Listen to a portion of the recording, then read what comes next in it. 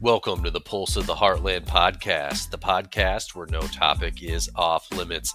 Now, welcome the boys of the Heartland, Bryant, Ryan, Clark, Joey, and Trent. If you've ever kicked around the idea of starting a podcast like the boys of the Heartland, we all recommend Anchor by Spotify. It is the easiest way to make a podcast with everything you need all in one place. So novice podcasters like the boys of the Heartland can jump right in. Anchor has all the tools that allow you to edit your podcast right from your phone or computer. When hosting on Anchor, you can distribute your podcast on listening platforms like Spotify, Apple Podcasts, and more. It's everything you need to make a podcast in one place. And best of all, Anchor is totally free. So download the Anchor app or go to anchor.fm to get started. Welcome to the Pulse of the Heartland Funcast. This is episode 11. No. Fuck, no, it's not. It's 13. Let's start. Keep it going. Here. All right, we'll just start it over. No, that was great. You really want to start with that? I don't care what you say next. That last announcement, that's what's going on the fucking podcast. All right, whatever. All right, continue to let us know how we're doing here. Slide into our DMs on the socials. Let us know what you don't want to hear. Joey, what are the socials? Twitter and Instagram at Heartland Pulse. Facebook and YouTube, look us up on Pulse of the Heartland. And if you are with a friend and listening to this for the first time, you can find us on all of the podcast platforms, including Spotify, Apple, Google, iHeartRadio. And if you still can't find us on one of those, or you're just too cheap to buy one, reach out to us on our DMs and we will send you that Anchor link, baby. All right, Uncle Joe, what are you drinking? I am sipping on Future Hop IPA from Voodoo Ranger. I liked it from the last pod, and I'm going to finish this damn six-pack tonight. All right, you are more ambitious than I. Yep. Gotta wake up at 5. All right, Homer Bryant, what are you drinking? Drinking some Roxy Irish Red. It's out of the Boone Valley Brewery out there in Boone, Iowa. More importantly, What's on the can? It's got a sexy redhead on it. Kind of reminded me of myself. All right. West River Ryan, what are you drinking? I switched over to some scotch. I'm going with some Tomatin 12-year. All right. Fancy. And the Lumberjack Clark, what are you drinking? Well, I seem to have spilled a little bit of Coca-Cola into my Oak and Eden. Yeah. A little water it down. Yep. Accident. It's smooth, but I'm not a huge whiskey drinker. Like I do take whiskey drinks, but never really wanted to drink them neat. It is good neat, but I just have my weakness for whiskey Coke. So It's A-okay, man. What Trent, you got over there, Trent? I am going with Remedy Brewing Company again here out of Sioux Falls. I have got a sour. I have their cranberry kickball sour. I know Ryan mentioned on an earlier pod that you actually enjoy sours, so I had to try one. And I've tried both of Remedy's. They're pretty good. Sours are awesome. So I know last pod I mentioned Spearfish Brewing, and they've got one called Bobcat Logic, and that one is probably one of my favorites. Actually, yeah, definitely my favorite sour out there. And then they usually do a blood orange Bobcat, which is awesome. And then they also have a cherry pie, which I have a crowler of that I might save for next week. Nice. Yeah, Remedy I'm drinking the cranberry kickball, and then they also have a cherry limeade one that's pretty good. Oh, that sounds Nice. fucking delicious. That seems like a good summer drink. Yes. So since we're on the sours, if anyone in the Iowa City, I guess I have one in Des Moines now, Big Grove Brewery, they make a lot of good sours. Usually debut them at their Solon location, which is their home base. And man, their sours are really good. They do like 4 or 5 different ones every year, and they're all usually damn good. Just tossing that out there. Let's jump into this thing here. First on the agenda, let's talk a little bit about smoking here. Clark, looked like you smoked some cheese last week. I sure did.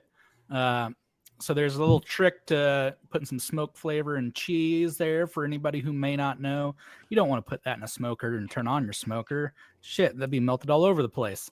So what you got to do is get yourself a smoke tube. Load that little tubey up with any pellets you want. I just had some competition blend on my hands, a little bit. I think it's a little bit of blend of hickory and whatnot. So lit that up. My smoke tube burns for about 5 hours. I just threw that in my smoker.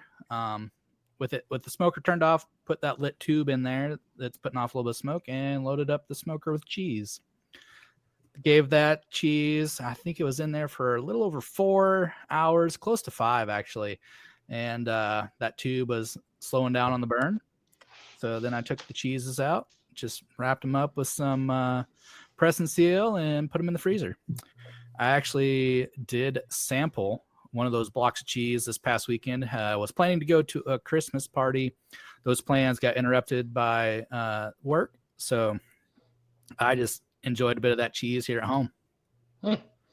See, question for you guys that do the smoked cheeses. I thought about doing one maybe over Christmas and stuff. But I was reading on the Pit Boss Facebook group that I'm on that you're supposed to either vacuum seal it or put it in a Ziploc bag for 2 weeks. Do you guys do that?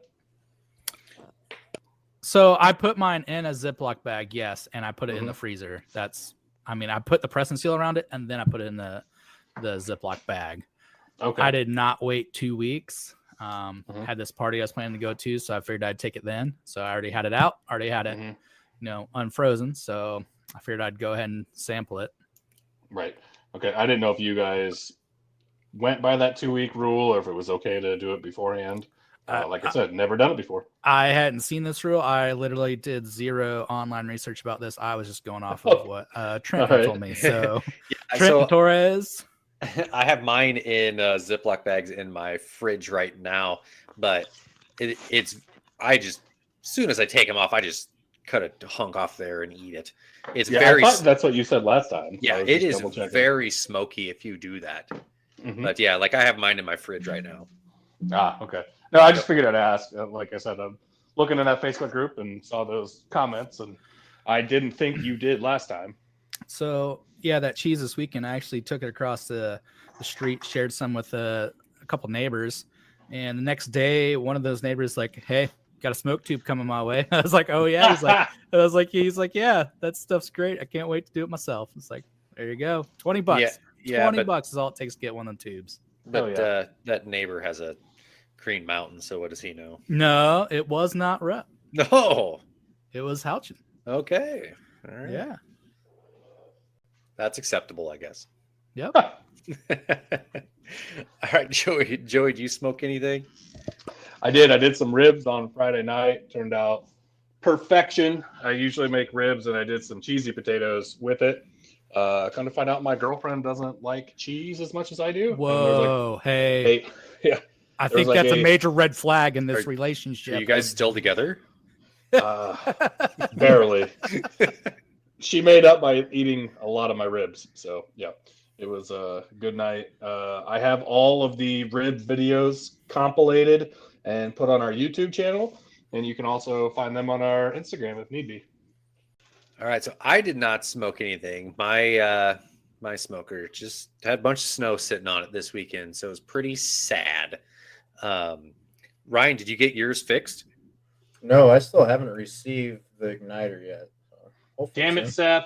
Come on, Seth. Seth, get your crap together, bud. Get it together, man. I'll give you a shout out, and a week later I haven't gotten it. What's going on? I guarantee he heard the pod. Yeah, well, now we're just going to shame him. Whatever. Right. He's not allowed on the pod anymore. So. That's right. Hey, real quick though, Trent, I think the secret to getting that snow off your smoker is actually just to turn it on. I think you're right. I smoke the snow. Thought about that. I bet you have some smoked water. It's good. As silly as this is, I think the craziest thing that I've seen on Twitter the last few days is people are smart enough to, instead of like getting the shovel out for scooping the snow, like when it hasn't been packed down yet, they just get their leaf blower and just start blowing it out there. I've never seen that. That's got to be one of the smartest things I've seen in a while. Yep. Or a leaf burner. One of the burners you put on a propane tank, just melt that shit right away. Yeah. We did here in eastern South Dakota in Brandon. We got probably around 11 inches of snow on Friday into Saturday. So some good snow, but tomorrow it's supposed to be like 55 degrees and rain. So that snow ain't holding up. 74 here. So yeah, I did get to use my snowblower that I did drive down to Kansas in October and hit a deer in Nebraska while getting it. So I got to use my snowblower. So I was pretty pumped about that. You hate the Huskers too. Yeah. But got my truck back from the body shop today. Looks great. Nice. We are hitting all of the Heartland topics that you could ask for tonight. Snowblowers, smoking meat, trucks hitting deer. The best pickup brand out there. Ram. It's the only answer. Ram. Well, if he had been driving a Ford, it would have been totaled. Yeah, I would have made it. It can. The aluminum. My favorite thing was always, it's military grade aluminum. Yep. Mm-hmm. Those Bradley tanks, Totally made of aluminum. Yep. So I was sitting around thinking the other night, not to move on from smoking too much. I know Bryant doesn't have a smoker, and I wanted to be able to get him involved. So I have a couple questions for Bryant involving barbecue. Did you have any barbecue this weekend, and how was it? No. I don't think so. All right. I'm sorry. I thought it was like a trick question. I don't think so.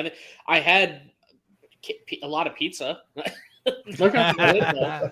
That works. My second question, and this is not just for Bryant, but for the rest of the group. I am going to Kansas City this weekend, and I'm planning on going to Jack Stack Barbecue. Are there any other? Because I know Trent and Clark both live around or live in Kansas or around the Kansas City area enough. Are there any other places I should hit up this weekend? Q32, 39. 39. Q39. Jeez, why did I let you go first if you're going to fuck it up like that? I was 7 off. 7 off. I can't believe you'd screw it up like that. Just like his Lock of the Week's kids, don't listen to Trent.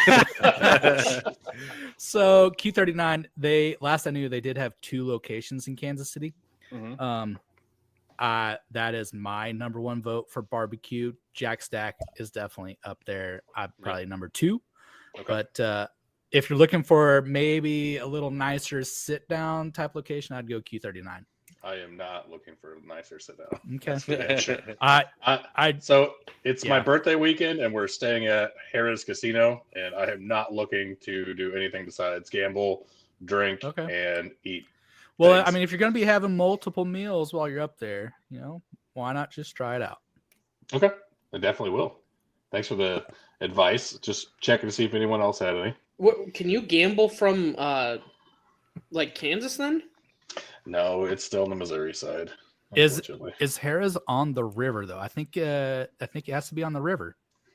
It is on the river. That's the only way you can gamble in the state of Missouri is on the river. So that's like by the big bridge downtown.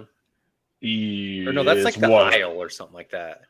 Yeah, so Harrah's is on the river though. I thought you meant is it on the river and I can do sports gambling because I can't do that.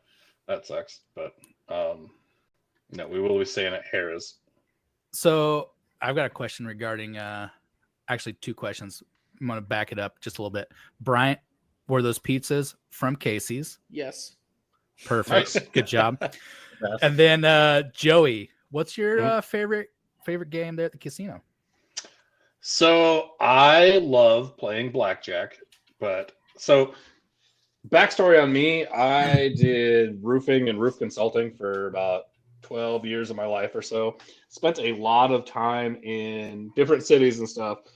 Basically lived in Vegas for a cumulative of about 9 months and Reno about 3 months. Did a lot of gambling towns down in Mississippi and stuff also for roofing. So I am not a stranger to casinos. That's saying that lightly.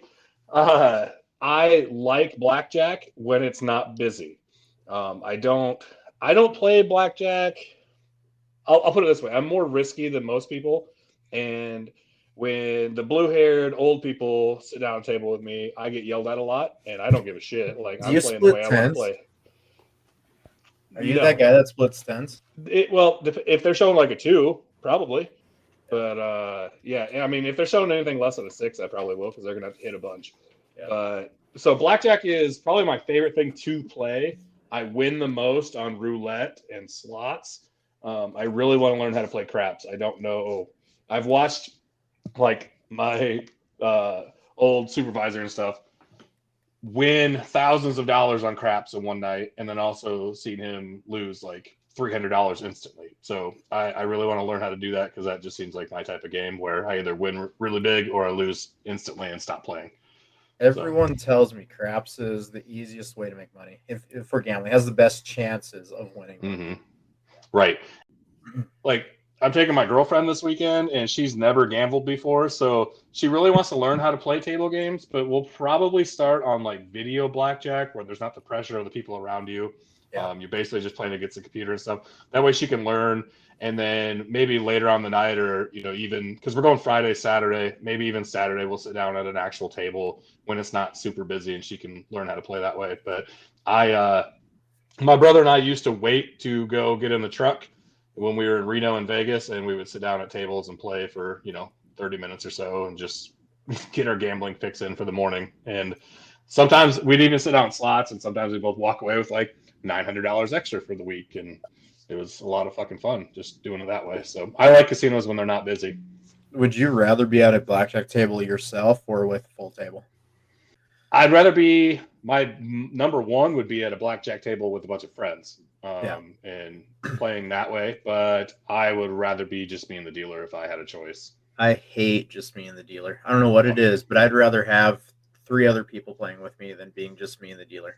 Yeah, like I said, I'm way riskier than a lot of other people, and so I do lose a lot more in blackjack than I do win normally. But when I win big. I would rather take those risks and not get yelled at all the fucking time for stealing cards from other people or giving cards to the dealer. Fuck you guys, I know what I'm doing. Play your own goddamn hand. Leave me the fuck alone. See, I agree with you, Joey. It's your hand. You do with it what you want. Yeah, Right. There's 5 fucking decks. Like, if you're gonna count cards and I'm gonna screw that up, don't show up at the casino. Go play online. Like, leave me the fuck alone. Yeah, I totally agree with you. Like, if that's a rule, you can do it. Mm-hmm. So do it. That's the way I look at it. Like, I like being the last spot on the table. But I hate when there's a bunch of people there, and if you do something they don't want you to do, it's like, too bad. It's my hand still. Mm-hmm. And I know that can affect the table, but I don't go up a ton anymore. I used to go up to, before I was married and everything, I used to go up to Deadwood every once in a while and play some blackjack. I love blackjack. Yeah. And I felt like I became a pretty good player and know what to do pretty dang well. And it's just like, don't even try to tell me what I should and shouldn't do. Right. And the thing that makes me the most mad, I actually had an old lady that was in a hover round try to get me kicked out by a pit boss for being too aggressive and taking cards from her because I was sitting at first because it was the only spot available. And I was like, hey, bitch, I will switch you. You could sit first and I'll sit home. No, this is my spot. And I was like, all right, well, they're not going to kick me out for being aggressive. And if you say I'm stealing cards from you, you're just an idiot. I'm just playing the way I play.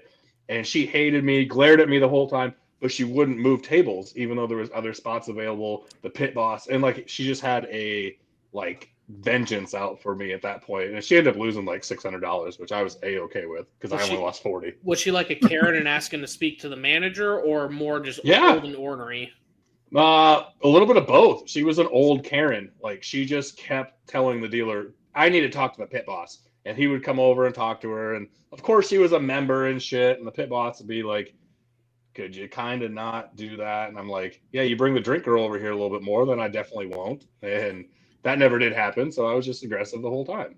But that's terrible of them to ask you not. It's like you're betting with your own money. Right? Yeah. You're not betting with their money. It's your money.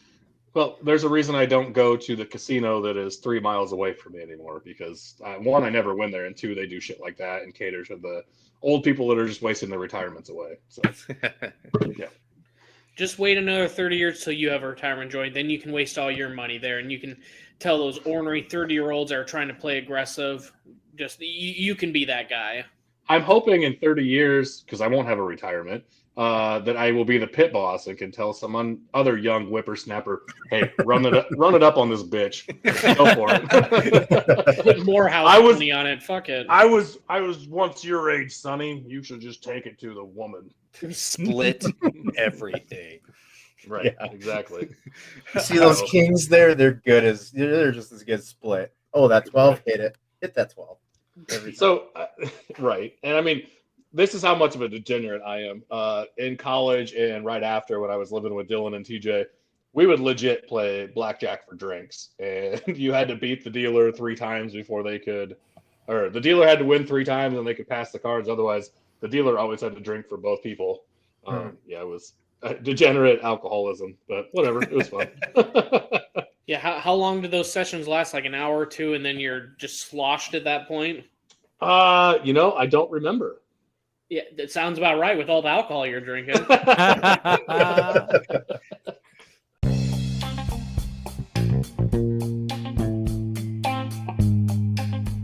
The boys from the Heartland will be right back. All right, let's jump into some college basketball here.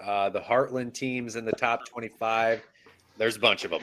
About half of the top 25. I think I counted 11 teams from the Heartland.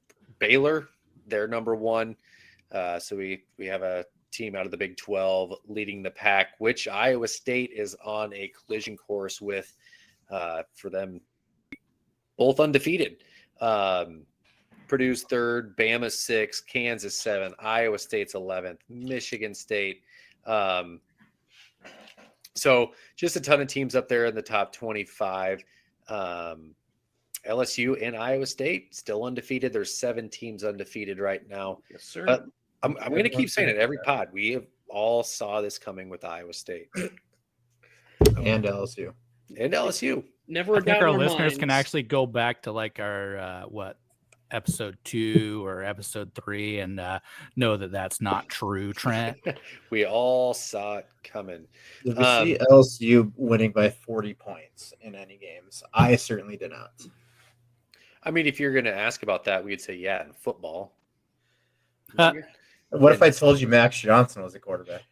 Oh God, more Max. Fucking No more though. No more.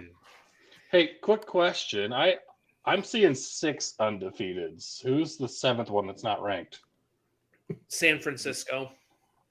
Oh, okay. Never mind. They're 10-0 as well. Okay. Yep. Sorry. You're good. All right. So in the Big 12, Iowa State, they played Iowa since we have last jumped on the podcast here. We had a little bet going, and I believe me and Bryant won some money. Yeah, it felt pretty good, didn't it? Yeah. Joy, did it feel So- good or No comment. no? Yeah, we all kind of thought it would be, 3 to 5 point game, I think is what all of our Jesus. predictions were. And it ended up being a 20-point game. Again, Iowa I would- State's defense. I'd like to point out that I was being the Homer Bryant, but I did say by 10, so I was the closest on this one. Unfortunately, they doubled that. Yeah, as the Iowa fan of the group, I was not expecting this whatsoever. I'm sure. I know Bryant said 10. I could see 10 with field or free throws and stuff down the stretch. Yeah. But I don't think either one of you saw the 20-point drubbing. And weren't they up by 25 to 30 at one point? Like, I don't know what the fuck happened, man. I think They their got biggest bad. lead was 22 or something like Was that. it? Okay. Yeah. But even still, 22 against Iowa that had just played Illinois, Virginia. Mhm. I mean, fuck, Purdue tough. Purdue. I Yeah, mean, right. no one expected just the throttling that they had on defense. What? there. Yeah. And Keegan Murray had like 2 points or something like that. Yeah, he did not play well. Bohannon shot terribly. It was just not a good game for the Hawks. And all kudos to Iowa State. Their defense was fucking phenomenal. It was good. Yeah. I'll never be that salty Hawk. I always wish we win, but when Iowa State wins and they win in that fashion, fuck me, there's nothing else I can say. Good job. I was hoping for the thriller that we got in the women's game, which was actually a great game between the two schools. Yeah, and that's Iowa great. State won that also. Good job to both of those. And then Iowa State, they played again was that Sunday, and they won a game where they only scored 47 points, and they won by 10. So yeah, so you can do that when you hold the other team to 37 at that point. yes, granted, it wasn't very it wasn't a Power 5 team or anything, but still. Let's just forget about, a win's a win. We're not going to focus on the ugly win, but I want to say one more thing about the big win on Iowa. Joey, did Bohannon remember his shoes this time? Last time he seemed to have forgotten them. I don't know what that means, but I hope so. And anyone that didn't know, last time and why Bohannon is probably one of the least likable Hawkeyes for Cyclone fans in some time. He always talks the talk, and that's fine. He has the most threes in Big Ten history, and as long as he can back it up. But his senior year, 2 years ago, mind you, 2 years ago, he left his shoes at the center court of Hilton after scoring, I think, 12 points or something, and said I'd never return. And Iowa won that game. And then this time they lost by 20. I just wanted to make sure Bohannon remembered his shoes this time. Wait, where you leave your shoes and then I didn't know that. He wrote he wrote thanks for the memories on his shoes and left them in Hilton and at center court. In this game, he blew a kiss to the student section with like 3 minutes into the game after he made a shot. Yeah, I was like, you might want to wait and do that until you're going to win the game. I mean, I can jump on him being a douchebag now. Like that's stupid. That's like, I've seen wrestlers do that when they retire from the sport, not when you play your final game against a rival. Like, that's just stupid. So, yeah. Don't like that. The Michael Scott meme. Don't like that. And yeah, around the Big 12, there are 7 teams in the top 27 in Ken Palm. I do like the Ken Palm rankings. They seem to be more accurate than just an AP. Oh, I'm going to vote. It's more statistics based, so I like that. It's a little more accurate there. And there was some basketball being played down in Kansas. Got anything on that, Clark? Yep. Wichita State. It's not actually a Big 12 school here, Trent. It is an American school. They were playing Alcorn State earlier this evening. I did watch that game here while we were doing the podcast. They walked away from that one by 19. So handled that one well. On games that were not going on tonight for the Big 12, yes, KU. They had a big rivalry matchup this past weekend. It was the border war against Mizzou. And so leading up to that game, the announcers during the game were kind of talking, and they're like, yeah, the Kansas Jayhawks, this game hasn't been played for a while. Those athletes decided to study up and, see what this rivalry was all about. And KU came out and handled business. They were up big throughout that game. And I believe it was later in the second half at some point, those announcers were like, it looks like Mizzou didn't do anything to prepare for this game. They handled that game. It was final score 102-65. Yeah, makes sense. Shit. Yeah. It was just a pure beatdown of the SEC. In other Kansas basketball, Kansas State, they roll on against Green Bay. Looking ahead, they do have a Big Ten matchup against Nebraska. We'll see how that game goes. I don't think Nebraska is real well known for their college basketball, but we'll see how it goes. So got that to look forward to. Right, you want to make a bet on that one? On which one? Sorry, I wasn't listening. Kansas State, Nebraska. Kansas State, Nebraska. Yeah. Those are. Whoever loses has to get their nipple cut off. Is this a bet of the teams that we hate the most right now? Yep. That one will cause us even more hatred, and then we'll hate them forever. Yeah. The one time I actually cheer for the team, right? Right. Exactly. No, I don't want my name anywhere associated with Nebraska or Kansas State. Beautiful. All right, so let's go to the Big Ten here. Iowa, you already hit on that because they've played Iowa State. They had a really tough stretch there. They got some days off. They do play Utah State this coming Saturday. Do you have anything on that, Joey? Yeah, I mean, not a whole lot about Utah State, but they've got a 3-game stretch where they can get right games before the Big Ten fully ramps up. I know they've played 2 games already, but they played Maryland on the 3rd of January, but they've got Utah State, Western Illinois, and whoever the hell SELA is. Is that Southeast Louisiana? It is. Yeah. Yep. So, yeah, they've got 3-game get right schedule, and then go from there. Curiosity, what is Southeast Louisiana's mascot? The Bulldogs. No, that is, I don't know. The Lions. Huh. Interesting. Mm-hmm. I figured they'd go with like the Crawdads or something, you know? No, That'd be a lot cooler. their L is in the shape of Louisiana, which is cool. Ah, okay. It makes sense. And Nebraska, they had a little tough stretch there. Old Fred Hoiberg in Nebraska, they're not doing too great. Why are we talking about them? Because they're Some listening, Heartland. they're Heartland. Uh, They're in the Big Ten. I'm just kidding. I mean- Kind of. Joey, if it makes you feel better, they had a tougher 4-game stretch than Iowa just got through. That doesn't make me feel good at all, Brian. What are you doing there?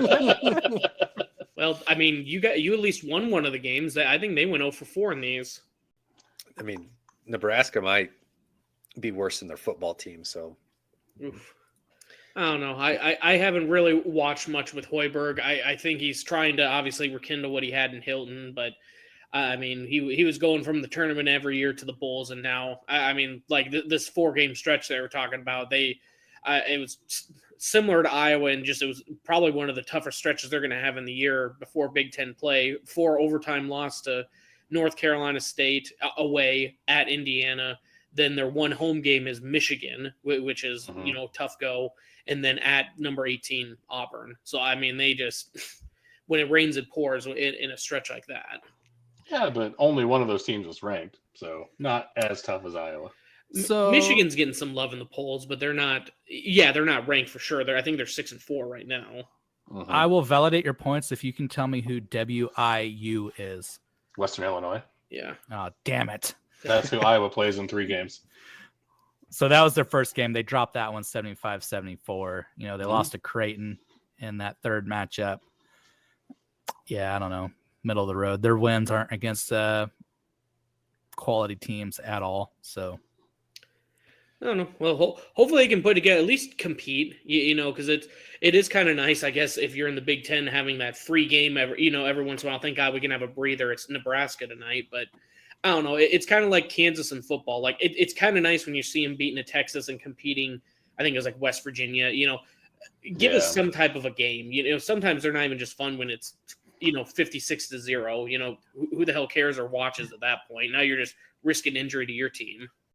Yeah, I suppose. I got We're nothing not too much. enthused, Joey. I'm not trying. I mean, I'm trying to be enthused about Nebraska, but whatever. Yeah, it's Nebraska coached by an ex-Cyclone. I can feel the excitement from you. I feel like Bryant put this on the agenda just to drive No. Joey crazy. I'm just thinking of all of the Heartland, and I just don't, I never wanted to be like, hey, focus on our 3 teams. So I'm trying to expand a little bit. There might have been a little trolling with Nebraska ball, but you know what? We got to give them some love too. We shit on them plenty of times. And Purdue, this stat's crazy to me. Purdue is one of 5 teams to ever be ranked number 1 and then lose the first game after. That's crazy to me. Like, you'd think it'd be more than 5. who are the other teams? Give me 1 second. I have it saved on my phone here.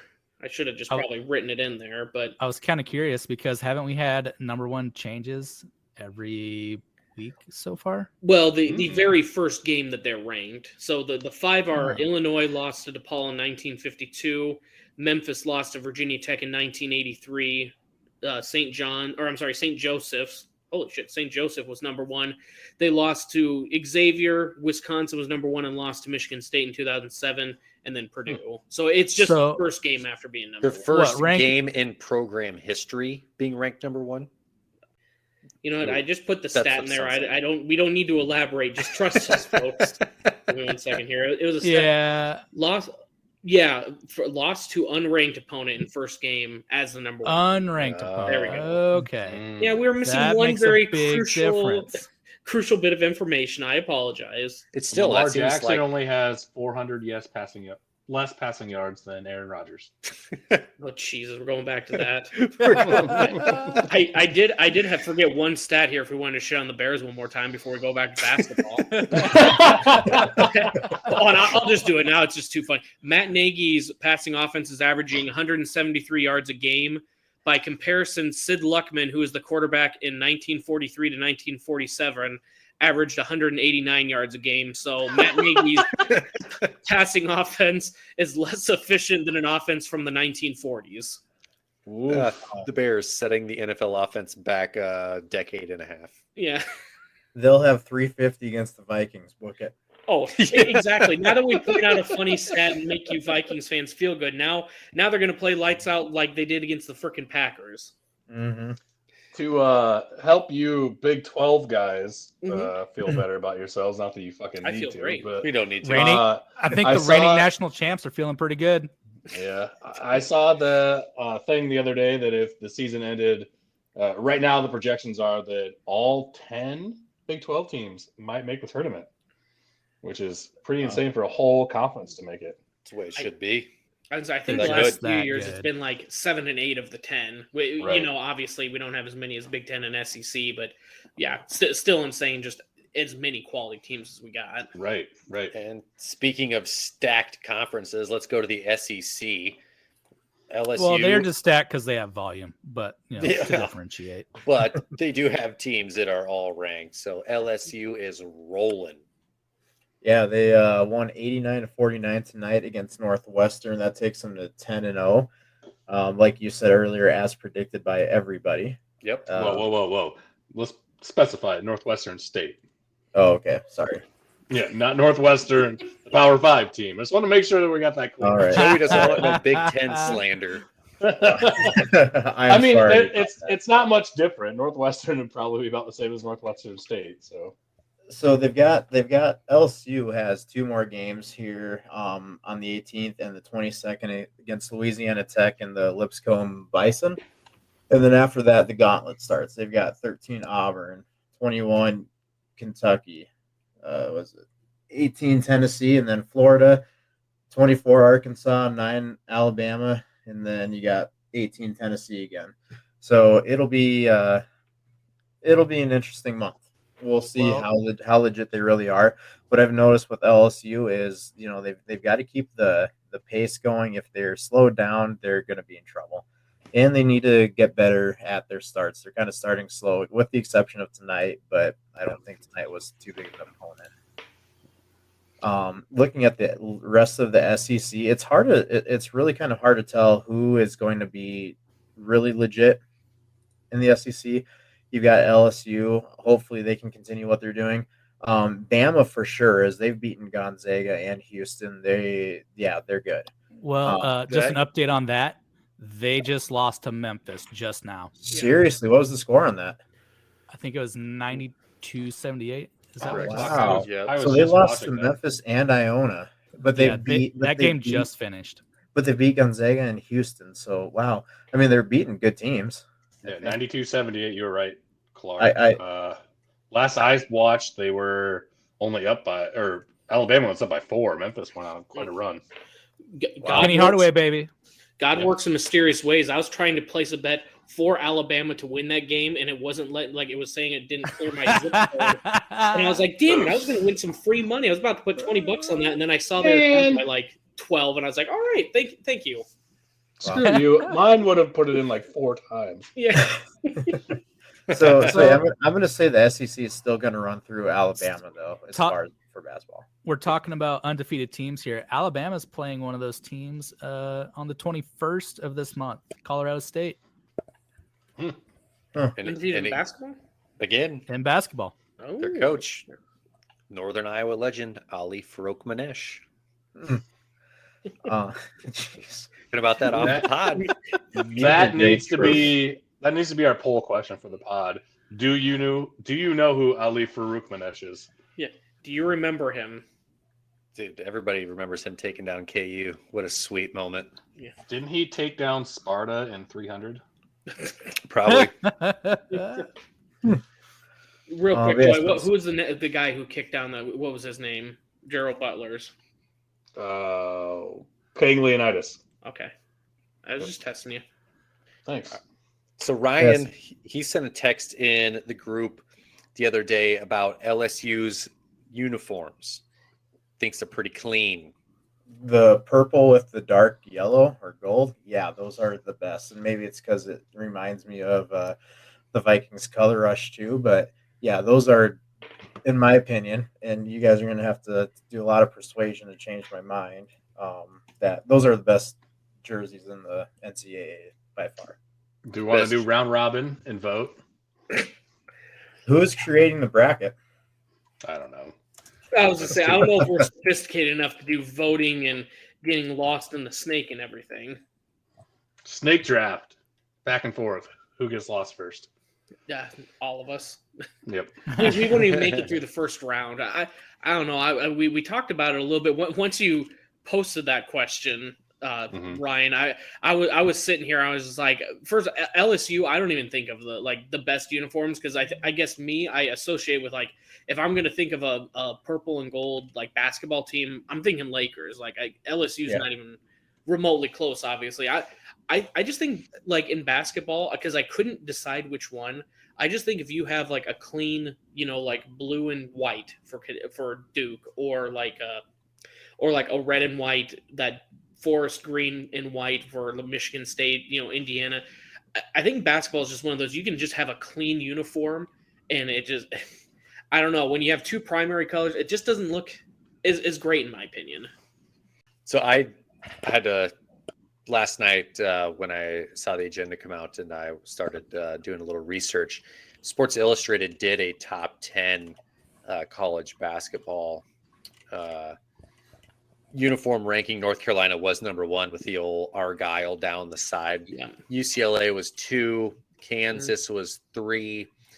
Let's see. Villanova was 4. Marquette was 5. Their pictures of their uniforms, they kind of got some pretty cool ones. But yeah, I came across that. Duke was on there. Indiana, Loyola, Miami, Michigan. So Loyola, Chicago. Yep. Hold on, aren't those like poop brown? I'm looking at them right now. No, it's more of a burgundy, I guess. Yeah. I don't know that. I'd have to argue with that Loyola, especially when I don't know. Was Sister Jean on the one that was setting up? Yes. God damn it. It's that I think they kind of resemble the Minnesota Gophers. They kind of have that maroon and gold, don't they? Yeah. Yep. So I'm going to give my vote, and I'm torn between 2. I love UCLA's baby blue yellow combo. I think that's amazing. And then I also really like the black on blue, or the blue on black of Duke's. I think Duke's black uniforms are the bomb. Yeah, so I went back and had to look at old Iowa State ones, and I found a couple I liked. The 2013 yellows with like Melvin Edgem and that team. And the 2001 Jamal Tinsley teams with the red jerseys with the blue lettering, which those were pretty sweet. Why did they have blue lettering? That's not even one of Iowa State's colors. Iowa State's logo back then, was like the whirly bird or whatever you want to call it. It had some blue in it. Huh. Yeah. That was my got involved, but yeah, it was technically part of it. Yeah, that was the Seneca Wallace days, right? Yeah, they had the whirly bird. Everyone in our recess yard was either Iowa State blue, red, and yellow, or Iowa Hawkeye black and yellow. And I remember liking those color iterations that they had. Can we do the ugliest uniforms though?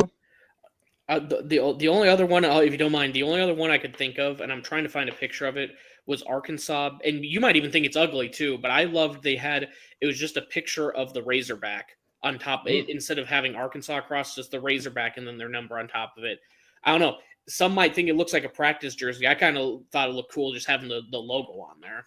Yeah, right. Iowa State's done that with the I-State logo right above the number. It's kind of big. I didn't like those. Which is the ugliest though, Clark? The Baylor Bears neon. Oh, Yeah. 100%. No question. Those are the Dude. worst jerseys out there.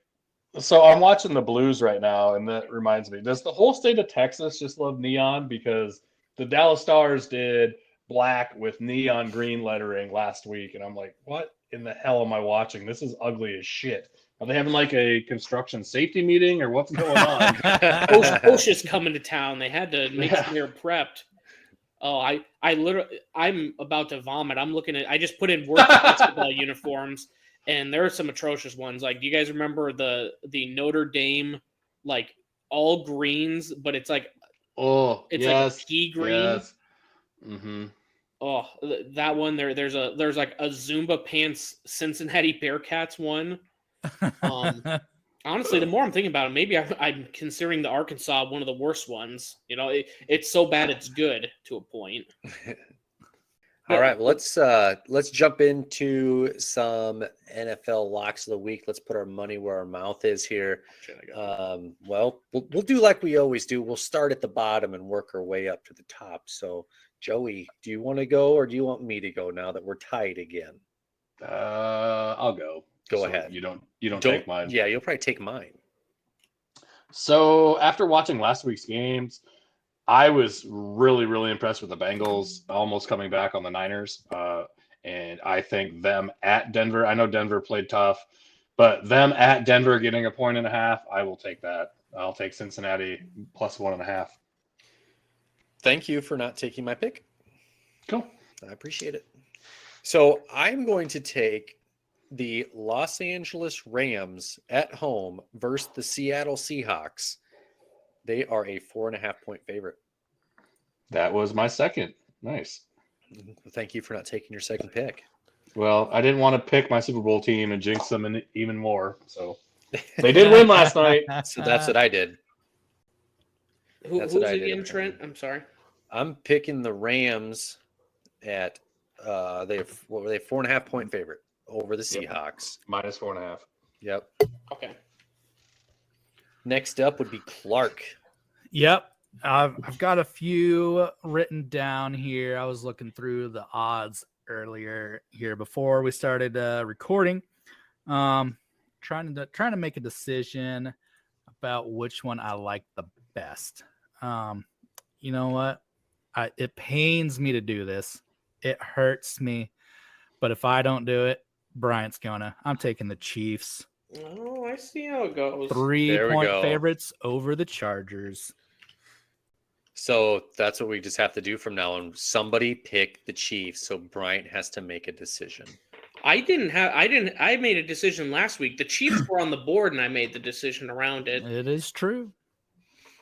Probably because we guilt tripped you in the We did do that. I choose the Chiefs and I win. You guilt trip me and I win. That's all I know at this point is how to win these picks. All I do is win. Win. Yeah, and I'm definitely not frantically looking for a pick at this point for sure. I did a lot of research. All right, Ryan, who are you picking? Who did you take, Trent? Don't you worry about it. I picked the Rams 4.5 points. All right, who Joey take? I took the Bengals plus 1.5. Dang, that was the one I wanted. I knew. Damn it, Ryan. So many weeks we have the same picks, and then I take them, and you do better. So, God, you got the best bet of the week. That's Ryan's strategy now. He's just gonna ask, "Hey Joey, who'd you pick?" And then Joey's gonna say who it is, and Ryan's gonna be like, "That's who I was gonna pick." Wink, wink. I'm gonna just take the opposite of what Joey. No. And then Joey's gonna put a $10 bet on it. I mean, I would if you did. If you were a betting man, though, that's it. Yeah. I am going to go with the New England Patriots plus 2.5. That was my number 2. Was it? New England plus 2.5. Man, yeah, they're the underdog. Oh, yeah. New England's gonna win that outright. Right. Well, it's at home for the Colts. The Colts are looking decent, but boy, is New England looking good right now. Yeah, I mean, if you factor in the the 3-point swing for home, the Patriots are actually half-point favorites. Exactly. Lucas Yeah. Oil's going to be it better be jumping. Mhm. Like, it better be bringing it there in Indy. So speaking of being a degenerate, one of my favorite things to do in Vegas is when they take out the home 3-point and then you actually get like the Patriots as a favorite and shit. That's some fun fucking betting if you're ever bored and want to throw down like $5 on just like some weird ass shit and win some money. I didn't know they did that. Yep. I think it's like called Fungo. Like we used to play in high school baseball. We did Fungo. Yeah, I'm pretty sure it's called Fungo. And it'll take out the 3-point home spread. And then you also, I'm pretty sure it's 1.5 times payout normal because of that. And the odds are just different. Yeah, fun. I've never heard that. That's pretty cool. Mm-hmm. So, like for mine, I'm sorry. I know we should get to Bryant because I know he's been studying hard on this. Chomping at the bit over here, bud. For me, you take the Patriots plus 2.5, and they're at minus 110. So you bet $5, you win $4.55 back or whatever. Right. But they're at a plus 110 to be money line. Shit, I would just take the money line. Right. Easily. Right, but if you if they were a half-point favorite and you still get the payout stuff plus 1.5, like if you put $5 down, you win like $9.50 or something like that, instead of just them being a favorite and you get your $5 back, basically. Yep. So. Yeah, I mean, and how many games are you gonna have won by 2 points where you might miss out on that or 3 points? Right, and that's one of my favorite things to do is just you're fucking around on a Sunday, especially in Vegas because it's $1 beers, $1 hot dogs at most sports books. So you can sit around all day on $10 and just wait for your like 5-team parlay to either win you $1,500 or you're out $10. So can't wait to be watching the games on Sunday and the Patriots started off with a safety. Ryan just starts sweating bullets. The game goes 2-0. And so I'm not saying those are the only points in the game. I'm just saying all of a sudden we have a 2-point spread. That's when you have Belichick go, "Hey, we're up 2-0. I trust my defense. We're running this 50 times in a row." There we go. We're talking about Belichick here, okay? We're not in Minnesota. So one of the times that we were out there, not to keep bringing up stories like this, but another fun thing to do if you're gambling is prop bets. And there was 4 of us. We each put $20 down, so it was $80, and we had a 10 thing parlay, and we could end up winning like $8,500. And we were 1 safety short in a Dallas game from winning. It was fucking cool. And Dallas had them pinned on the one. It was supposed to be a safety, but it got like fumbled out of the end zone and some shit. So yeah, it was pretty intense. We were like really into that for a second, winning that much money. It would have been cool. Probably the best prop bet this year would be Cooper Kupp. He's 11-2 on the over on his receiving yards this year. Oh, nice. The most disappointing thing in South Dakota is there are no prop bets. Yeah, that sucks. That stinks. Yeah. So sounds like we need to do a Heartland field trip to Vegas and just bet on everything. FanDuel, give us that Pat McAfee money. DraftKings, listen to us. FanDuel, give us those South bets. Dakota. Yeah, Joey, start with writing to your senator, congressman, governor. Who cares? You gotta get legalized gambling down there in Missouri. I'm tired of you sending your bets to me. I'd rather have legalized marijuana first, and then we can go with gambling after that. Golly. They need all their help to get people to move down there, dude. Just legalize the gambling, make the tax money. Simple. Just be better yet. Why don't you all become governor or senator or something? I'll jump on that. No one listened to this podcast ever. We're deleting all the episodes. All right, and everybody's most anticipated pick, the undefeated 6-0. Bryant, who you got? Oh, yes, sir. You see, I think this is a little bit of like my ego, and I feel like Icarus flying a little too close to the sun, but I got tired of waiting until Monday for my pick, and then I just wanted to rip the Band-Aid off. Am I going to win the bet? Yes, or no. It's one of those, but I am going to pick Houston plus 3.5 in the toilet bowl versus Jacksonville. All right. Yeah, no like one it. will be watching the game, so even if I lose, no one's going to witness it.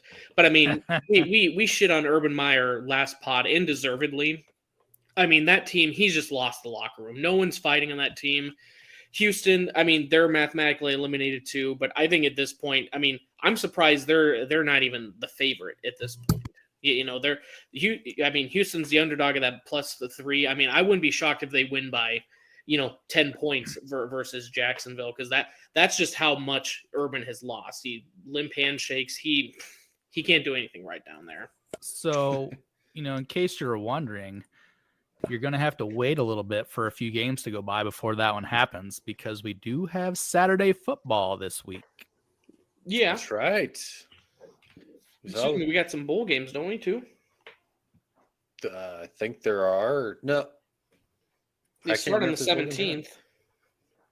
Yeah, that would be Saturday. Yeah. All right.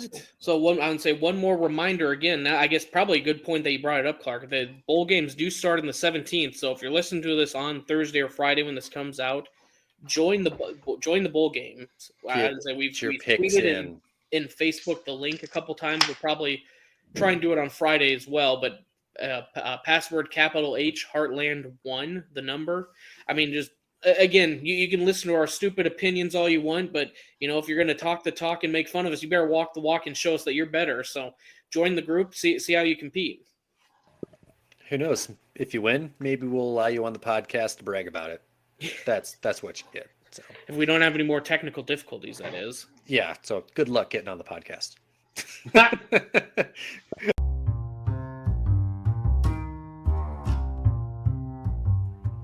The boys from the Heartland will be right back. All right, let's switch gears here to some college volleyball. The tournament is still going on here for their championship.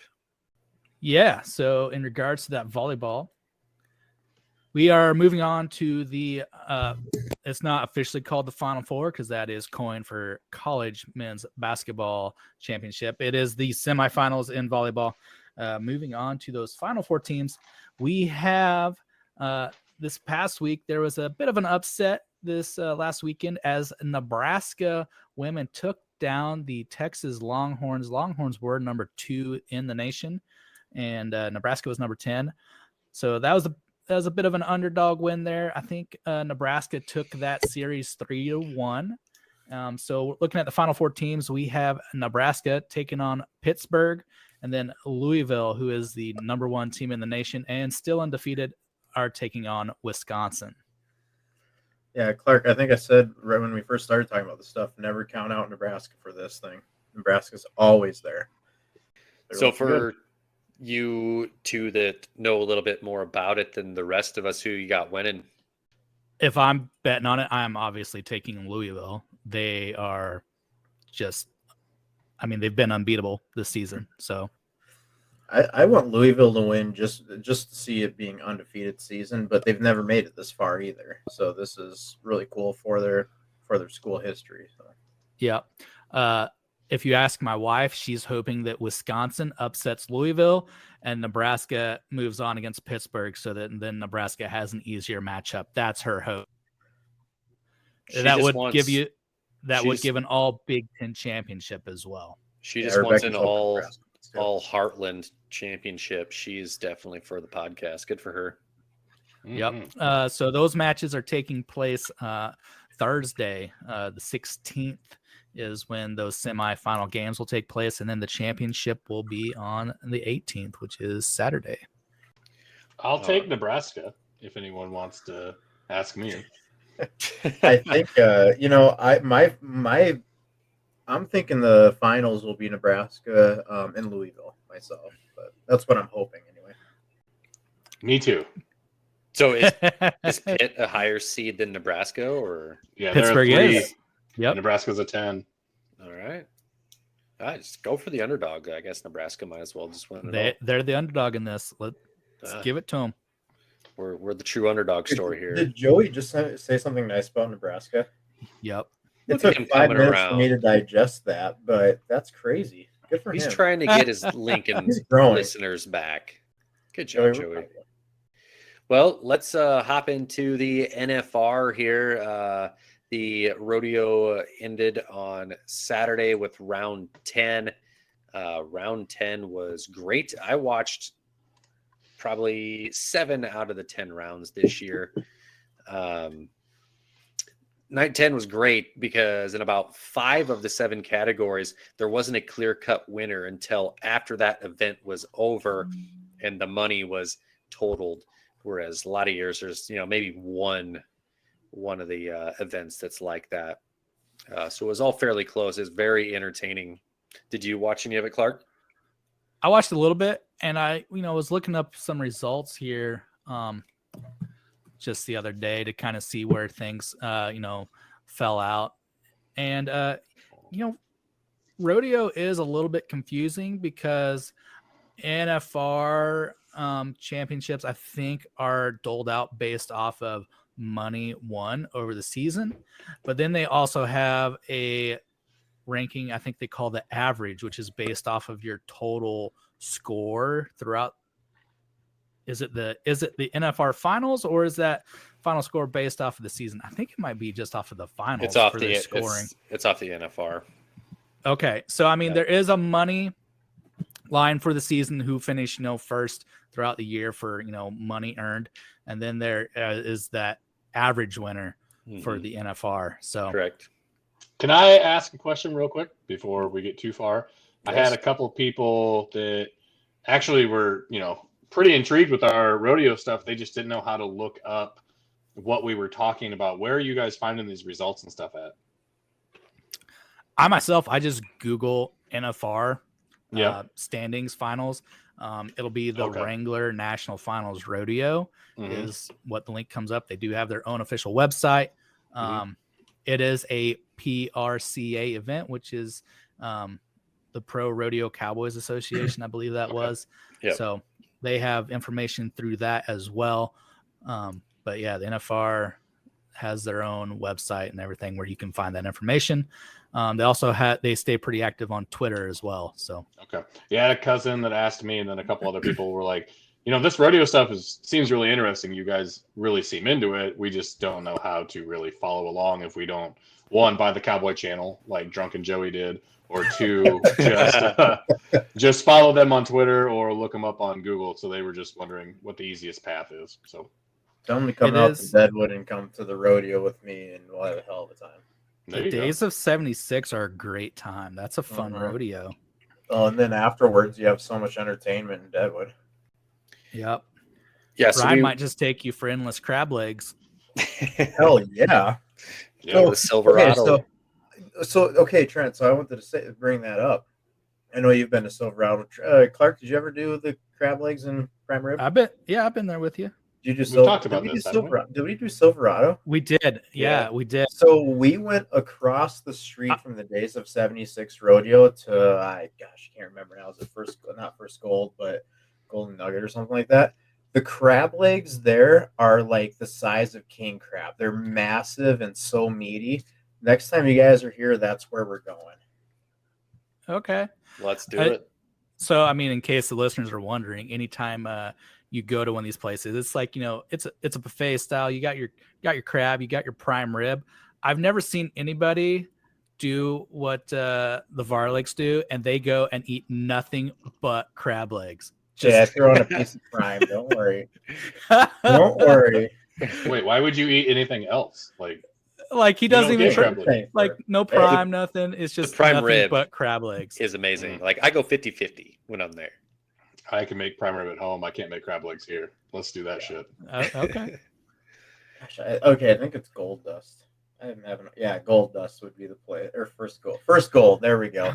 There's too much dang gold in the Black Hills to remember. So, but yeah, the crab legs they're huge, meaty. Oh, they're so good. So next time you guys are here in the Black Hills, that's where we're going. All right. So during that round 10, Trent, I don't know if you were watching during the bullfighting when one of the rodeo clowns, one of the fighters. You can't call bullfighter. Can't call them clowns. Come on now. I mean, there usually is a clown out there kind of doing the entertainment, whereas the bullfighters are out there to protect the athletes. Protecting, But Dusty Tuckness, the guy's a legend, a veteran. He stepped on? He was to stepped break his on. leg? Yeah, the front legs of the bull got him, and he broke Ooh. both bones in his lower leg, his tib So and his fib down Ooh. there. So it was an open fracture too, from what I read. yes, So Yep. that means that wound is open. He's going to get dirt and debris into that open wound. So big risk of infection. So yeah, I was T's and P's out to Dusty Tuckness, hoping he has a good recovery from that. I can't remember who was making the ride, but it was kind of cool that, they were protecting the rider from the bull, and the bull got the bullfighter, and the rider saw that and then came over and protected the bullfighter Yeah. while he was down and couldn't protect himself. So that was kind of cool. So another couple things from round 10, barrel racing, Jordan Briggs won. So the horse that she rode, so you can ride different horses throughout the week. You don't have to ride the same horse the whole week, but the horse she rode on night 10 throughout this whole year, she didn't knock down a single barrel while riding that horse, which I thought that was insane. Wow. That stat was crazy. That's kind of crazy because I think in that final round, one of the big time barrel riders, Haley Kinsel, I think she knocked down a barrel maybe in that. Is either 9 or 10. I can't remember. I was watching her ride, but I think it was 10 because it was coming down to the final two. And yes, her horse is pretty legendary too. I think her horse's name is Sister, but yeah. Trying to find, barrel racing. Yeah. So Haley Kinsel did knock down that barrel, and Jordan Briggs, she had a clean run. Does it have all the results for that trip? Yes. How did Lisa Lockhart do? Lisa Lockhart, she ended up 12th overall out of 15. Okay. Lisa Lockhart, though, earlier in the week, she became the richest barrel racer ever. I think she went over like $3 million in earnings or something like that. So you got a South Dakota girl right there. Yeah, from Ulrich, South Dakota. I was looking through these. There's only 15 competitors in every event at the NFR. But this has the top 20, and steer wrestling, the 20th ranked steer wrestler is Eli Lord out of Sturgis, South Dakota, Ryan. My best friend. No, I don't know the guy, but good for him.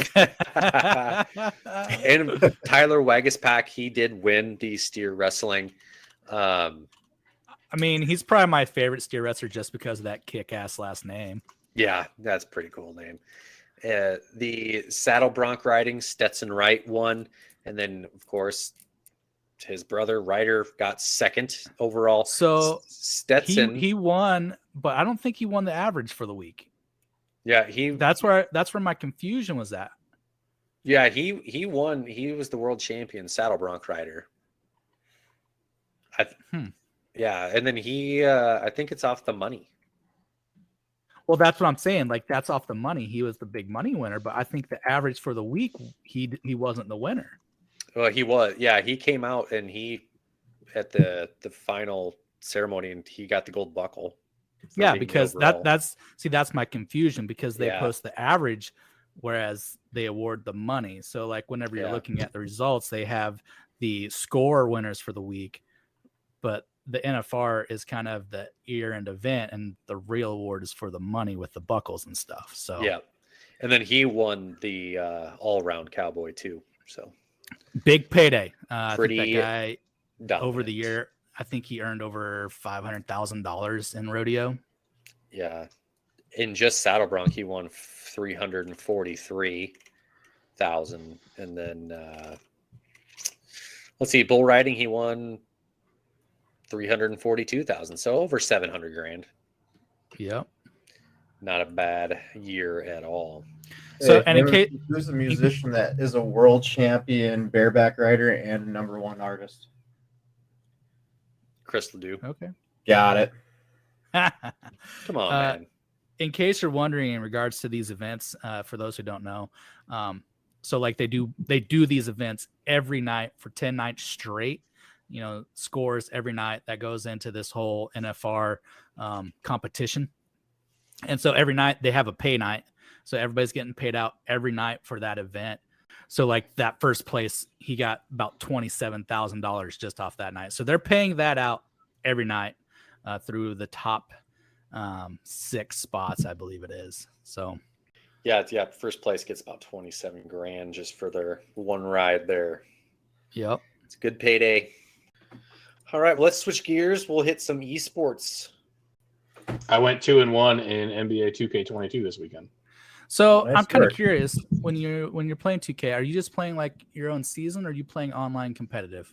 Well, this weekend I played my own, opened some packs, won a few domination games and some triple threat games just by myself against a computer to play my own career type thing. But then I played my buddy TJ, who lives in Iowa City, played him and I 20 pointed him the first game, he 20 pointed me the second game, and I think I won by 6 the last game. So a little bit of both. Yep. I've played online. I've made this known for many games. I don't like playing online because I don't like 6-year-olds talking shit to me when they're kicking my ass and I don't know how to play defense. That makes me angry. So that's not just for 2K. That's just for a lot of games. I don't like getting shit talked by people that are younger than me. Yeah, don't get like getting told to get good, noob. Exactly. Especially lingo that I don't know. Like, I don't know what they're saying. So, man, I sound like an old curmudgeon right now. But I'll teach you how to shit talk online. All right, Joey? thanks, Troll Bry. Yeah, no problem. So Halo Infinite, it came out here recently, the campaign. I think Ryan has spent a little bit of time in that. Have you? Yeah, a little bit. Say I got in, I tried it out myself. It is massive. Like, before, there were some levels where you'd get to experience a vehicle for a little bit, go through that big open level, and then you'd move on to the more enclosed type stuff. Kind of my impression of the game is vehicles are a bit more critical for getting around. There's kind of like outpost and bases that you have to go in and take over and retake as Master Chief. And then so getting around the map is definitely vehicle intensive, unless you just like running across 10 minutes from one location to the next. Nice. But so I like that aspect of it. I'm on the opposite end of you, Clark. So the first part of it where it's more linear, I love that part. I thought it was, when you had to escape and everything like that, I thought that was very well done. I'm just tired of open world. It just feels like another Ubisoft game to me. And the gameplay is really good. The shooting is really good. The controls are really good. I'm just tired of having to find outposts. So there is that option, though. You can just go to the map and select to go to the next mission. You don't have to do all the open world stuff with that game. But it still feels kind of like, okay, you go from point to point in this open world and you fight a big boss and then finish the mission. I don't know. I don't know if I'm going to finish it. I just miss linear action games, I guess. I don't know. Everything's just going to open world, and I'm an old curmudgeon, like Joe says on this one. Mm-hmm. Well, throwing it back a few years, I found myself tapping an old vein, if you want to go that way.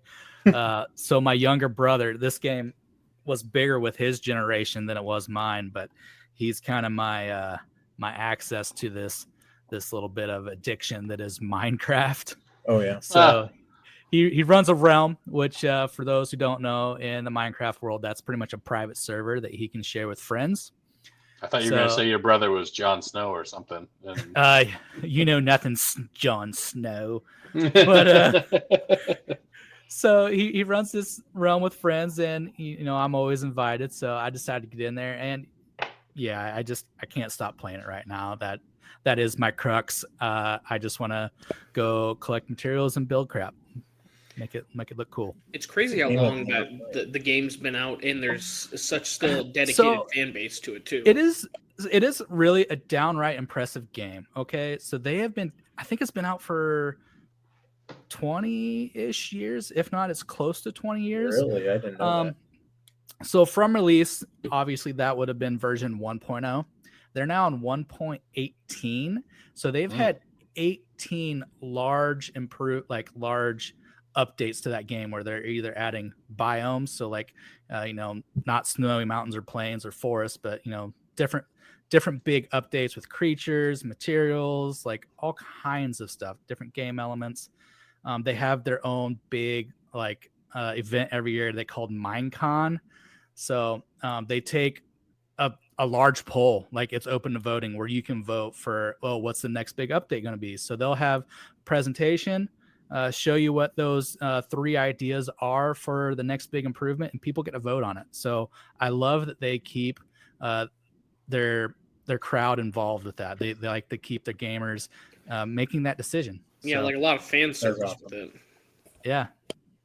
I love a company that listens to their fans and customers and do what they want them to do. That's awesome.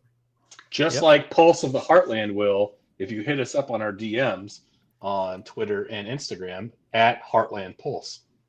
Just with any request, Joey, or what do you mean? Yeah, we'll listen. If you want Take those into feet consideration. pics from Bryant, we will give you feet pics from Bryant. It'll be at a price though. Yeah. Well, you know what? I got to make money with it somehow, dude. Get that folding money.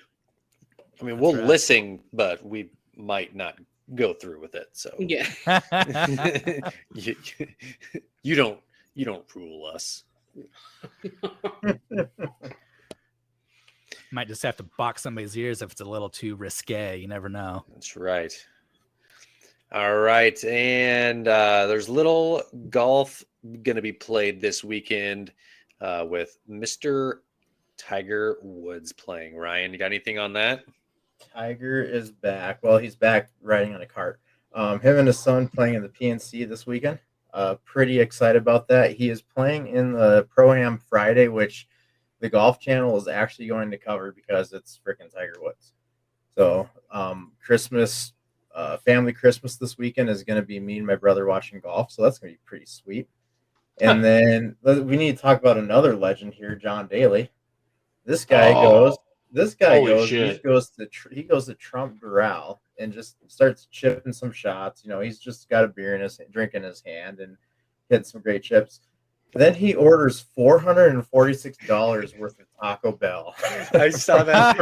And then he put the picture of the delivery guy on his Instagram holding $500 almost worth of Taco Bell. Is hilarious. Yeah. So that guy's a legend. So we got John Daly doing his thing, just staying. I can't wait to see how Little John is. I think actually him and Little John are playing this weekend too, aren't they? I was just going to ask you if they are. They've played it in the past. I know that. Yeah. I'm That's quite positive they are. The rapper, Little John? No, John Daly's son's name is Little John. Yeah. Well, it's probably not Little John, but that's what he goes by because his name is also John. Okay. There are T's in his name, not LIL. It's Little. Sorry, the tone think Robin Hood here, bud. Yeah, it could be Little John. Yeah. So I'm still trying to get over the $500 in Taco Bell. You can get 4 burritos and 4 tacos for like $12. Did he buy the store? Yeah, I mean he'd have to bottom all out. Could you imagine the diarrhea him and his friends had the next day? I want to know the tip that they gave. A lot of that Pepto Uber and driver had to have had it. Thought after. That had to have been worthwhile for that Uber Eats driver. Oh yeah, absolutely. I mean, if I was delivering to John Daly, I would just I don't even need a tip. I just got to meet John Daly. Yeah, I get to witness what's happening in this hotel suite right now. Yeah. You'd probably have to help him eat it. Yeah. So we got the Dailies and the Woods is golfing this week, and it's going to be pretty sweet. Something I would have never guessed. I would have said 10 months ago. Yeah, definitely not. It's pretty miraculous that Tiger's gonna even swing a golf club competitively. I don't know if he'll, the next time he'll play in a PGA event, but it seems like it's pretty much inevitable at this point. April. All right, well, let's hit up some MMA, Joey. Yeah, pretty busy week personally for me, so I'm probably not going to put out a combat sports one, so this might get a little long, but I basically just want to recap UFC 269. It was one of the best fight cards of the year. I watched it while on the phone with Bryant and our buddy TJ. Yep. It was pretty damn good. I'm just overall the card was very awesome. What are your thoughts, Bri?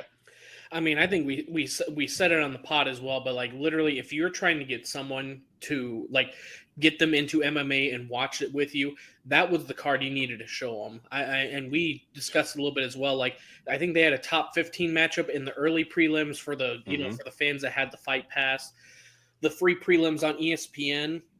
I think there's multiple top 10, or there's one top 10 matchup and another top 15, and I mean all those fights are going to be great. And then that might have been one of the best main cards I've seen in quite a while as well.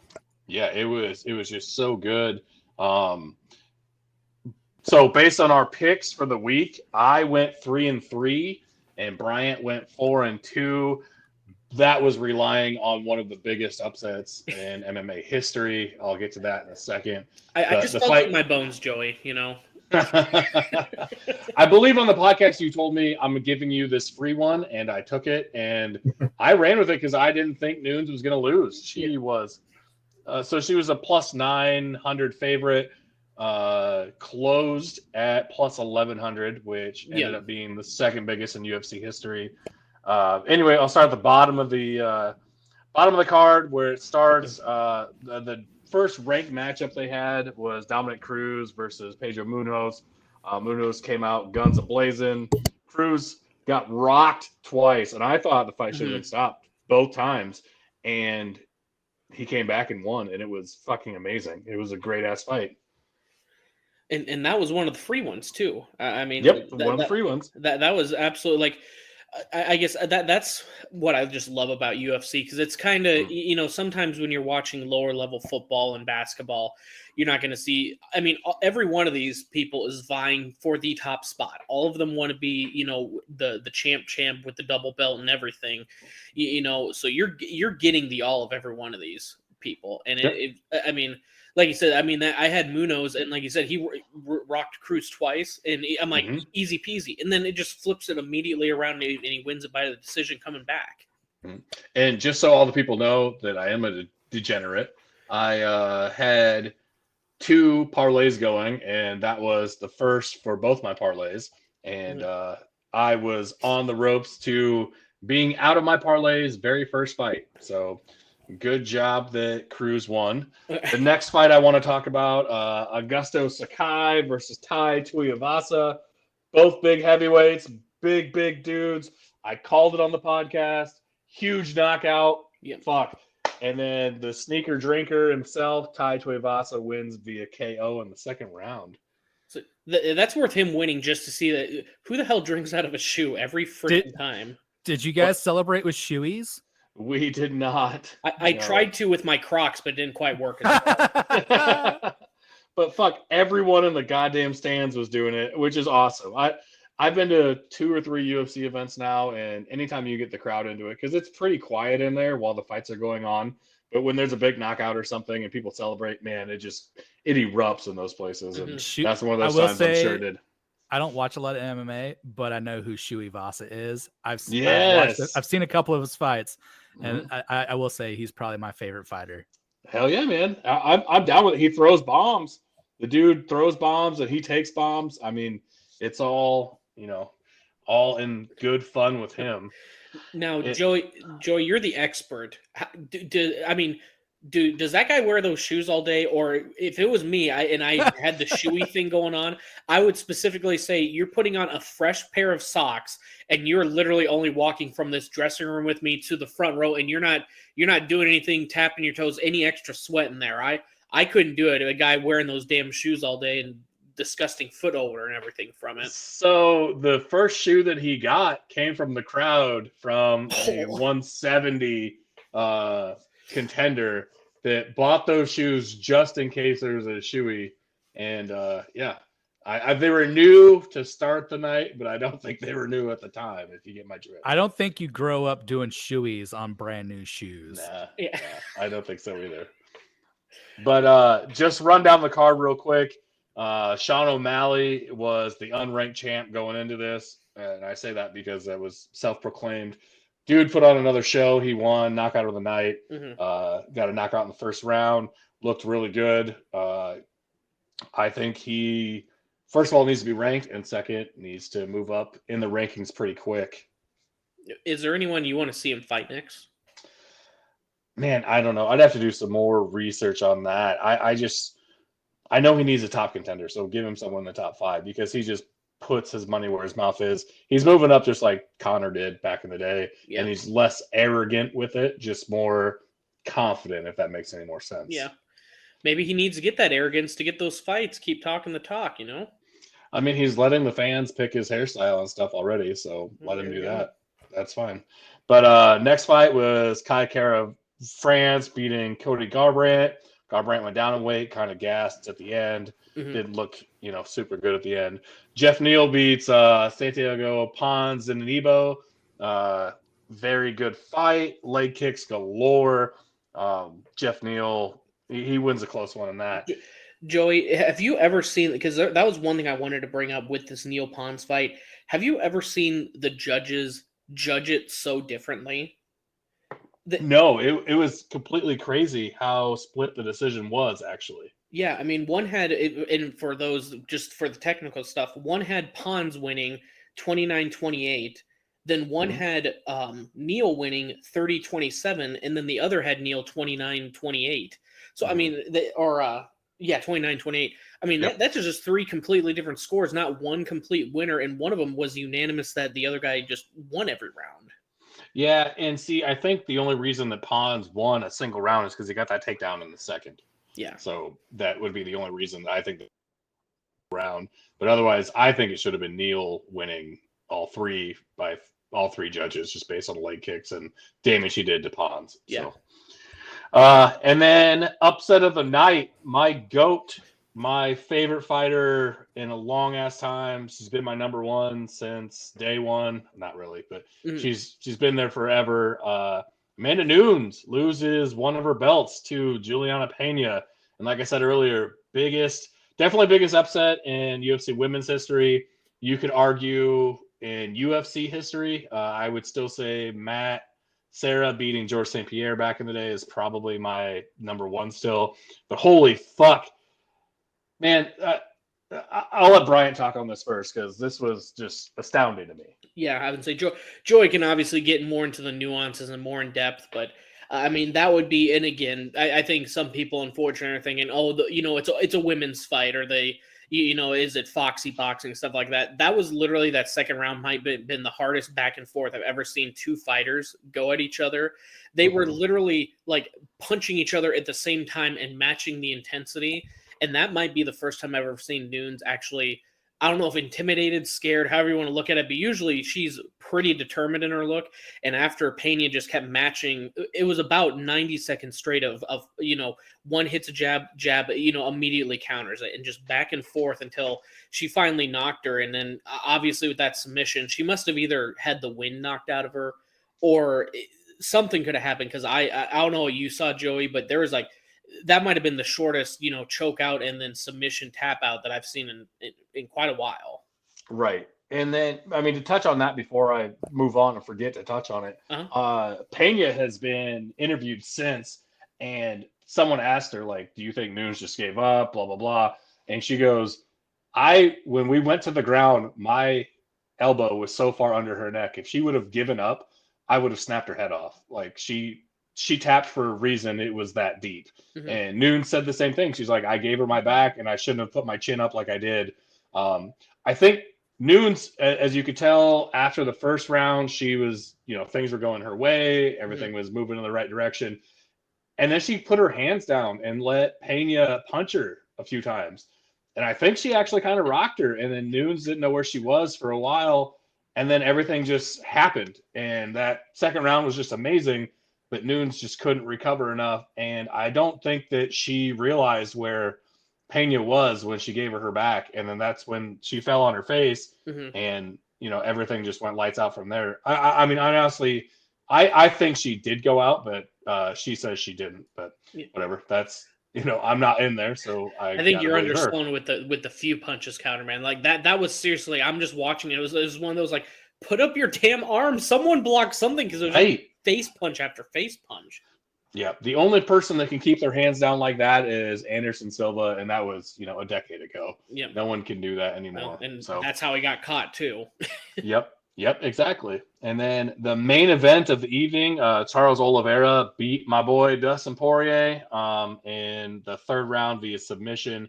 I figured it was going to come down to a submission if Oliveira won because I knew Poirier wasn't going to lose the standing. And it was just a good fight all around. I think that second round was pretty boring. It was mostly all Oliveira. But that first round might have been the round of the year. Holy shit. We had 2 back-to-back amazing rounds. That's exactly what I was going to say as well. And I had to make some notes because I was having I started the evening with what apparently is called a natty daddy, which is a super tall boy of natty light, 25 ounces. So I had to make sure I remembered all that was going on. But that was the first thing I wrote was holy shit, round 1.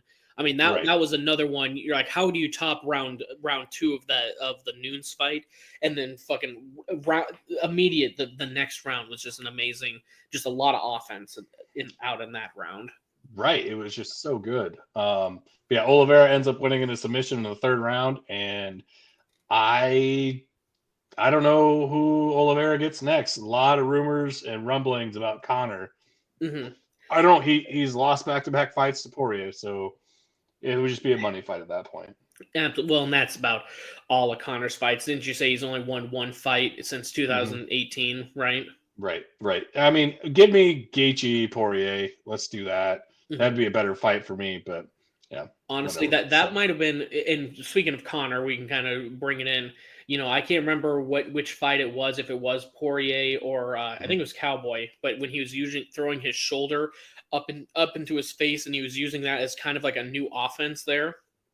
Right. That just reminded me of the second round there, when I think it was Oliveira was just throwing his elbow. I've never seen anyone that wasn't covering their face like that, and that was some of the nastiest elbows to the side of the face, and then he would kind of block that, and then even to the freaking neck. I mean, I can't even imagine a grown man throwing his elbow as hard as he could into your neck, and you don't immediately block that or just tap out and be out.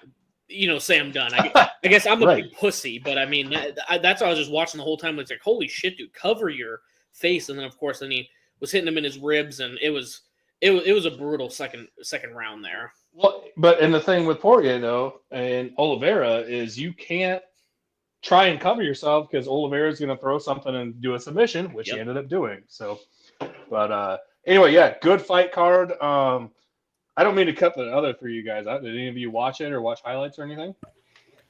I didn't see any of it. Okay. No, I didn't either. Okay. So, yeah, anyway, it was a great fight card. Not a lot else happened in combat sports this week. There is another UFC coming up this week with Derek Lewis. Another card that if you have friends that want to get into MMA and want to watch fights and stuff, Derek Lewis, the Black Beast, he is nothing but entertainment. Very good. And there's also 2 more ranked fights below that. Stephen Thompson fights Bilal Muhammad, and Amanda Lemos fights Angela Hill. Very good fight card. That's on this Saturday.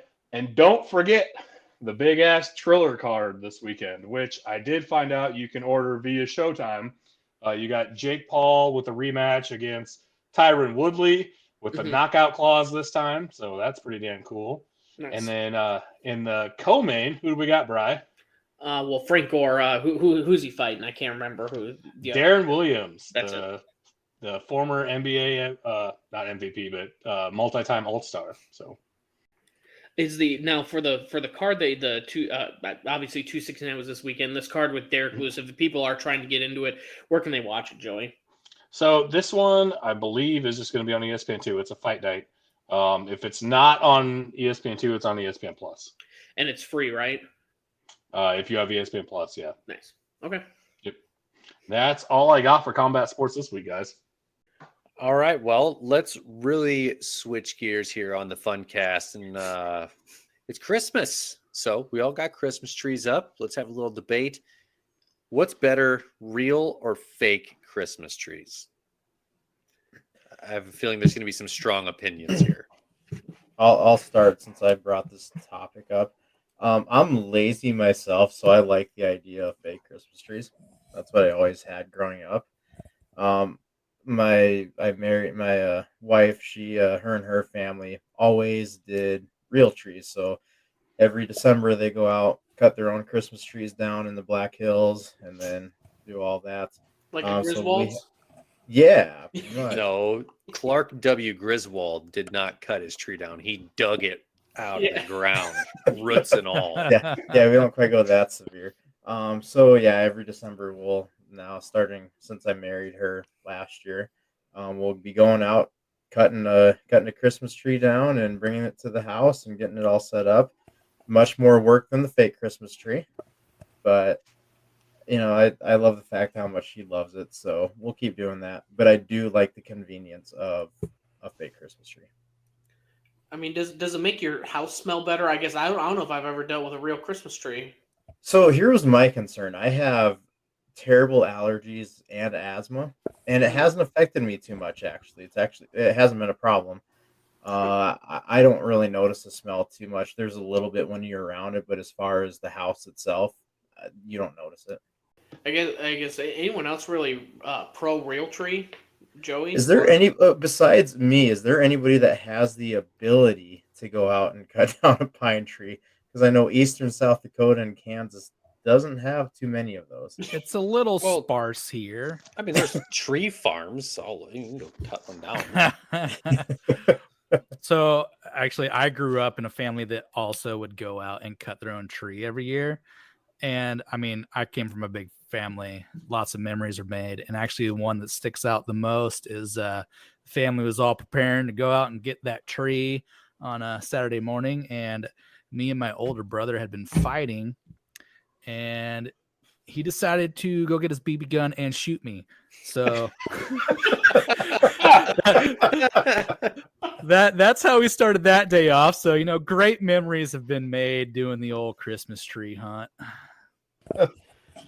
Those classic Christmas memories of getting shot by a BB gun. That's right. Was it a Red Ryder BB gun? Yeah. Did it shoot your eye out?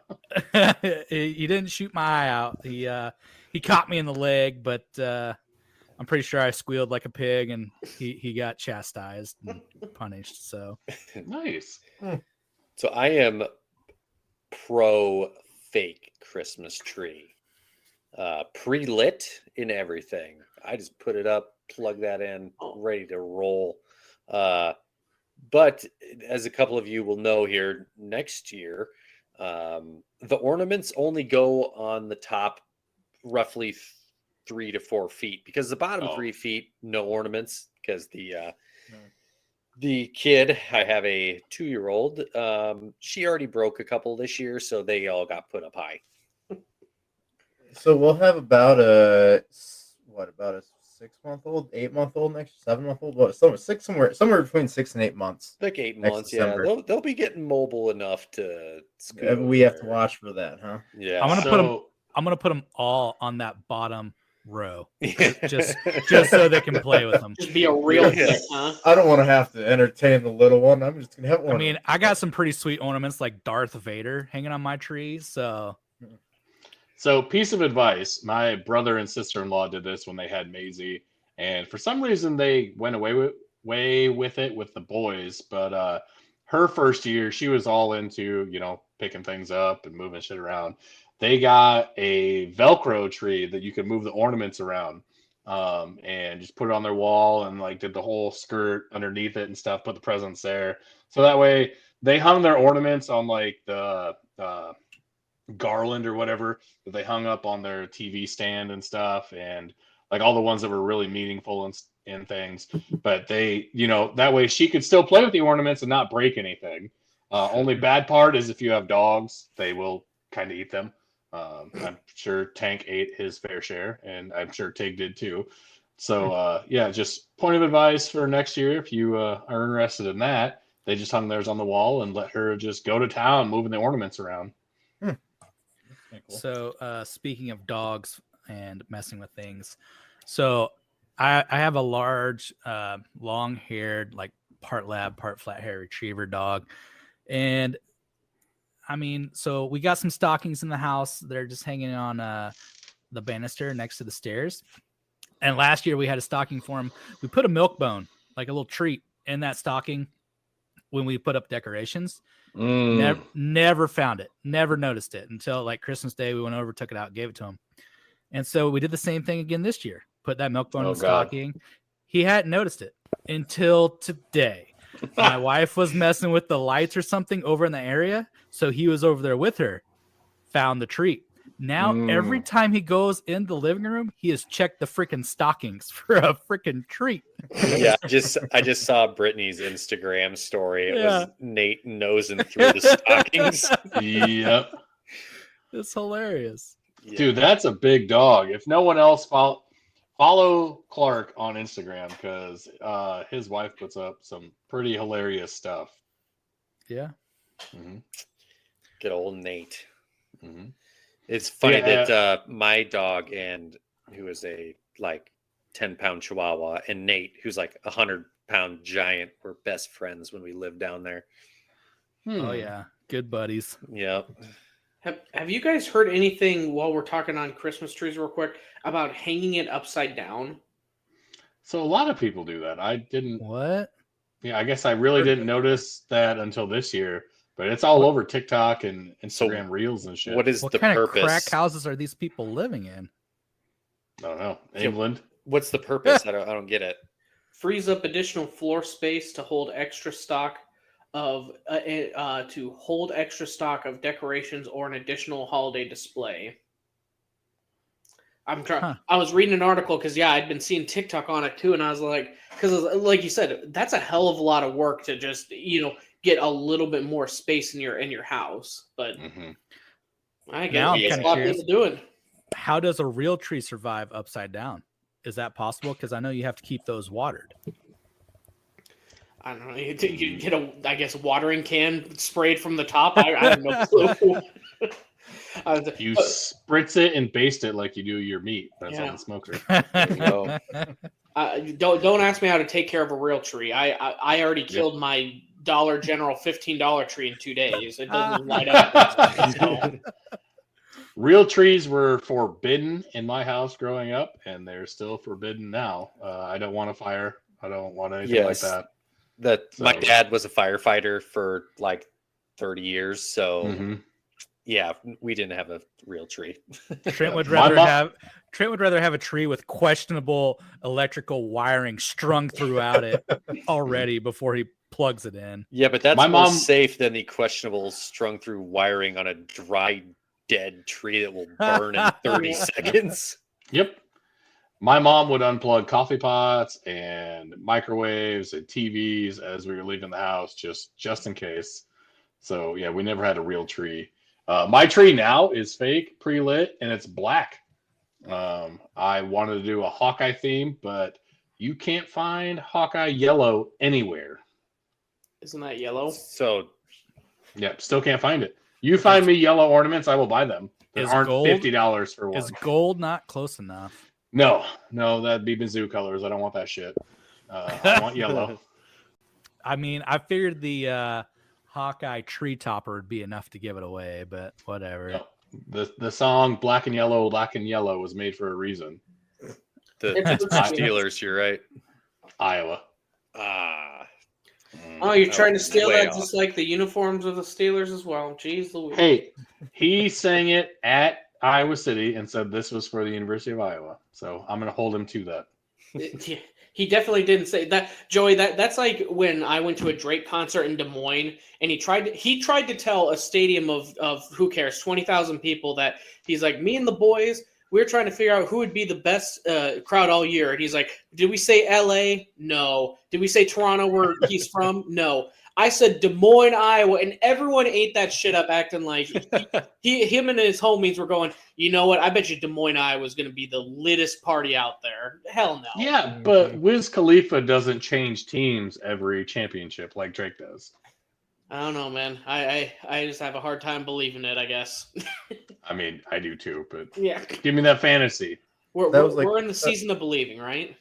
Yep, exactly. Okay. It was like a few years back we went to an Eric Church concert, and I've been to a few of them. I love Eric Church, but the Chief. It was in Sioux Falls, and it was the first week of his tour, and he went to Fargo, Sioux Falls, and I think Lincoln, and said the exact same thing. I was trying to figure out where we could launch this tour at with the best cities, and I choose Fargo, Sioux Falls, and Lincoln, and it's like, yeah, that is not the best trifecta of cities to launch your tour in. He should have done Des Moines instead of Lincoln. Then it would have been. I don't know if I quite believe you, Derek. All right, boys. Derek. Well, Derek, good old Derek Church. it's like that's like the off Walmart brand version. Yes. Derek Church. Yeah. All right, boys. Well, let's wrap this up. We'll put a bow on it, I guess, since we're talking about Christmas here. Again, thanks for hanging out with us. Thanks for listening to prior podcasts. Let us know how we're doing, and you can get a hold of us on the socials. Joey, what are those socials? Twitter and Instagram at Heartland Pulse. Hit us up on those. Facebook and YouTube. Just search Pulse of the Heartland. You'll find us there. Videos, pictures galore. Get in those DMs. Get on that bowl pool. We'll tweet that out. We'll send that out. Heartland1, capital H, is the password on that. Again, follow us and listen to us on all of your normal podcast platforms, Spotify, Apple, iHeart, Google. And if you need it or want to send your friends it, let us know. We'll send them the Anchor link also. Yeah, and if you haven't like and review it, if you don't mind, if we'd love the 5 stars, but if you can give us a honest review, text us or put it on there, we'd enjoy some feedback and engagement on that to see, kind of like we've always said, what do you like, what do you not like, no offense, show us some love. Yep. Let us know what your favorite Derek Church song is. Too, Yeah. please. Have a good weekend. Appreciate Thanks, it. everybody.